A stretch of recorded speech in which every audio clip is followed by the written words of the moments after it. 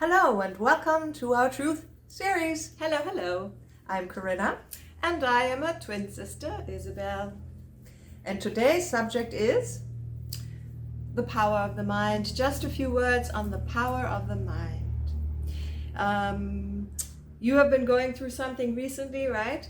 And that was a physical thing.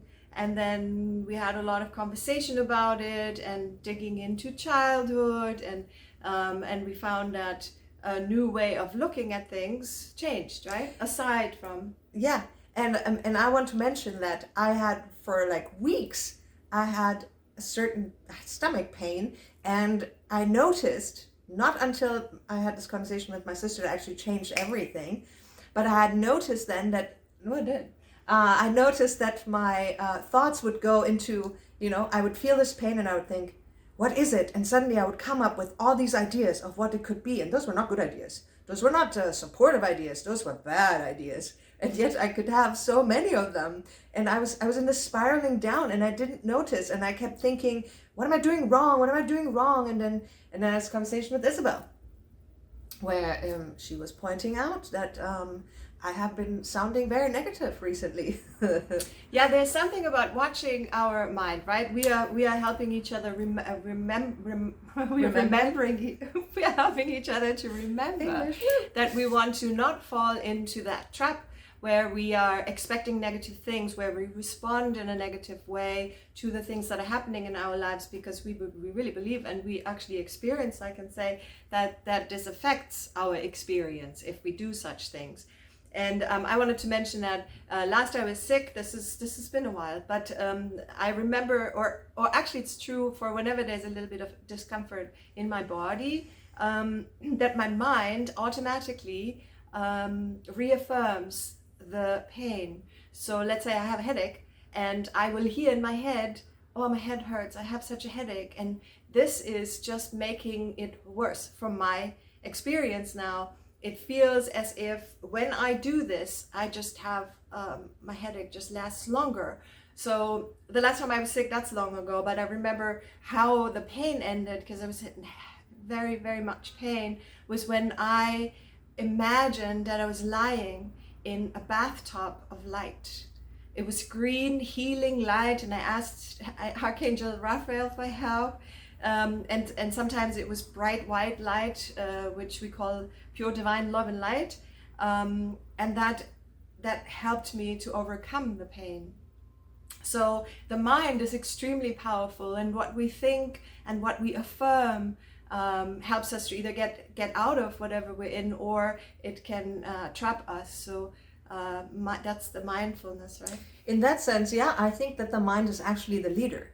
The heart is the best to lead, I think, because it always leads us into the highest and most beautiful existence. But the mind is still leading, and I think the best is when the heart and the mind work together, starting with the heart, and then the mind goes along with the heart and not in any way around. This is it. Yeah. But I learned this during my car accident already, that the mind was the one that made me feel certain things through the belief that I had. And this, in the end, is all a matter of belief, right?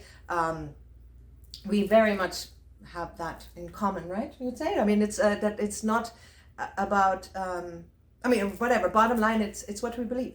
And we believe that that our physical problems are an emotional problem. And so by finding the emotional trigger and actually working with that, and being gentle with it, it seems to disappear. Yes, thank you. We do have a physical body, we have an emotional body, energetic body, spiritual body, mental body, and when the emotional body is suffering, then it has an effect on the physical body.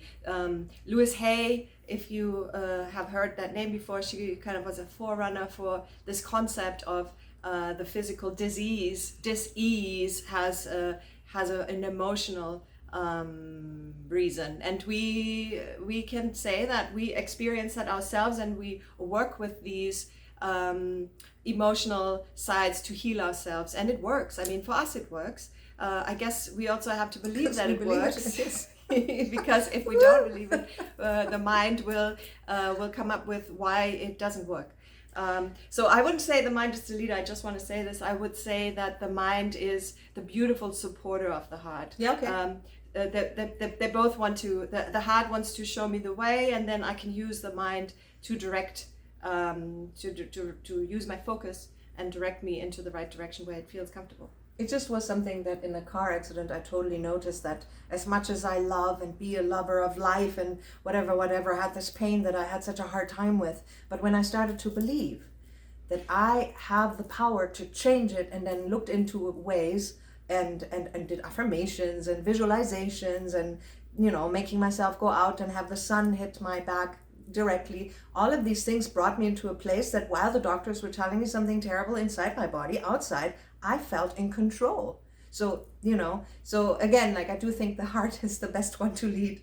But if they, Power of the mind. when they work together, oh my goodness, lots of magic can happen. All right. So, Yep, that's it. Thanks for being here. Lots of love to you. Yes.